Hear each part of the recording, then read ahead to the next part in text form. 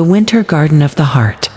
Alara's world had lost its color. The sun would rise, painting the sky in hues she no longer saw. Her home, once a symphony of laughter and warmth, was now a silent gray echo of what used to be. All that remained were memories, pressed like forgotten flowers between the pages of her heart. She remembered Leo's laugh, a sound that could make the flowers bloom out of season. They had built this life together, a tapestry woven with shared dreams and quiet moments. He was the melody to her song, the steady beat of her heart. Now the silence was a heavy blanket, suffocating the joy from every room. She would watch the world from her window, a ghost in her own home, as life in its relentless way moved on without her. Loneliness was a cold, constant companion. Even the garden, their shared sanctuary, had begun to grieve. Weeds choked the roses Leo had planted, and the vibrant petals had faded, mirroring the colors of her own heart. It was a wilderness of sorrow. One evening, as the shadows grew long, a wave of despair washed over her. "Leo," she whispered into the stillness, the name of fragile prayer. "I can't do this without you." The tears she had held back for so long finally fell, watering the barren soil of her soul. In that moment of utter surrender, a gentle breeze stirred the curtains, a single persistent ray of moonlight broke through, the clouds landing softly on her hands. It was warm, a quiet touch in the vast emptiness. For the first time in months, she felt a flicker, a whisper that she was not entirely alone. A gentle pull, like an unseen hand, guided her to the garden door. The night air was cool against her tear-stained cheeks. She stepped onto the dewy grass, the familiar earth beneath her feet. Her eyes fell on a stubborn thistle, strangling a single, resilient rosebud. Without thinking, she knelt and her fingers closed around the thorny stem. She pulled the roots, gave way with a soft tear, a small act of release. The next morning she returned with shears and a trowel. She began to clear the chaos. Her muscles ached and sweat beaded on her brow. But with every weed she pulled, it felt as though she was clearing a space in her own heart. Her neighbor, Mrs. Gable, a woman with eyes as kind as her garden was colorful, watched from over the fence. "That's hard work, dear," she said, her voice a gentle melody. She appeared at Alara's gate moments later, with 2 tall glasses of lemonade.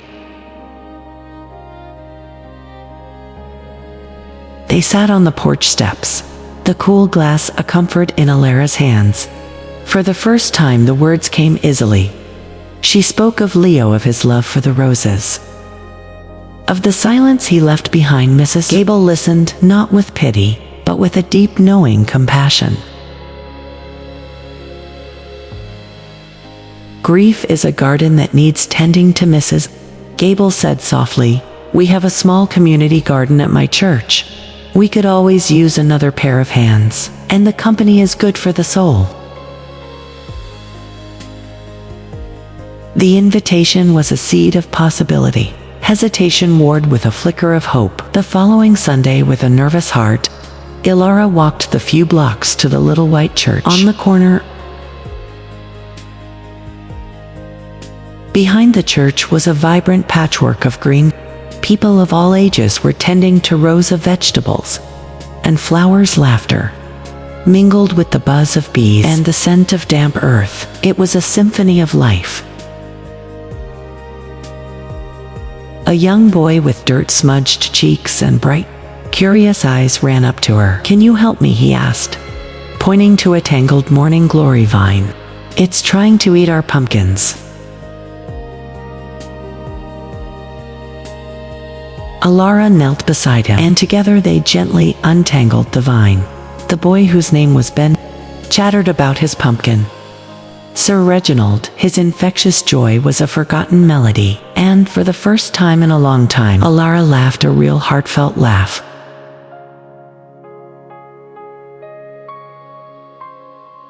The community garden became her sanctuary. She found purpose in the rhythm of planting and watering, of nurturing life from the soil. She shared stories, recipes and laughter with her new friends. The gentle hand of community was healing the broken places in her heart. One evening as the sun set, Ilara stood in her own garden. The roses were blooming in a riot of color, their fragrance, a sweet perfume on the air. She felt Leo's presence not as a painful void, but as a warm, loving memory woven into the beauty around her. She looked up at the sky, painted in colors she could finally see again. She understood now the gentle breeze that night, the ray of moonlight, the kindness of a neighbor. It was all the gentle, guiding hand of God leading her back to life.